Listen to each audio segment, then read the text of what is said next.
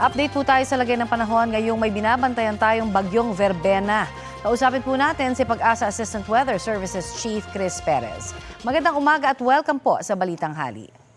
Magandang umaga, Connie, at sa lahat po na ating mga taga-subaybay. Ano po ang lokasyon o direksyon na tinatahak ngayon ng bagyong Verbena? Connie, sa ngayon, bagamat nasa dagat pa yung tinatayang sentro nito, yung malawak na ulap ng bagyong Verbena ay tumatama na nga sa ilang bahagi ng Visayas at ng Mindanao area. Kanina alas 10 ng umaga, ang sentro ng bagyong Verbena ay tinatayang nasa layong 205 kilometers ang layo, east-southeast ng Surigao City. Taglay nito ay lakas ng hangin umabot hanggang 45 kilometers per hour malapit sa gitna nito at yung pagbugso ng hangin aabot hanggang 55 kilometers per hour. Sa ngayon kumikilos ito sa direksyong Pakanluran sa bilis naman na 15 kilometers per hour. Inaasahan nga po natin na posibleng sa pagitan ng mamayang hapon hanggang gabi ay maglandfall ito either sa may bandang G1 or anywhere over the Caraga region. Kaya dapat handa yung mga kababayan natin sa mga nabanggit nating lugar. Bukod pa dyan yung sa mga lugar na sa kasalukuyan nga ay may Tropical Cyclone Wind Signal number 1. Ang lahat na ito nakapaloob po dun sa latest Tropical Cyclone Bulletin natin. At sa mga lugar ulit ito patuloy na magpapaulan para lang mas malinaw dun sa mga nakikinig po at nanonood.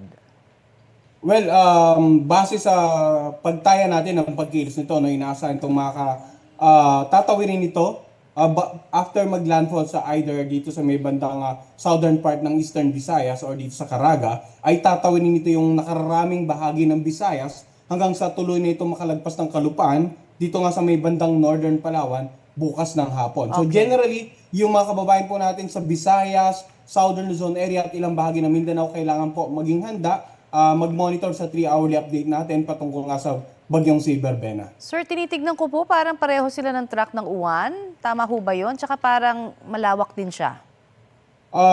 Kung di po nagkakamali, itong si Tino ang halos Mas Tino, oo. pares na track nito, no? Kaya nung mga ilang araw pa man din na nagmo-monitor tayo ay nagbigay po tayo ng abiso sa mga partner agencies natin with regards to the possible track para may handa nga po yung mga kababayan natin dito sa nakararaming bahagi ng southern ng Visayas at ng Mindanao area. Okay, at kapag katapos ito mag-landfall, may posibilidad ho ba na hihina ito? At baka sabi daw ng iba, baka manatili lang na tropical depression?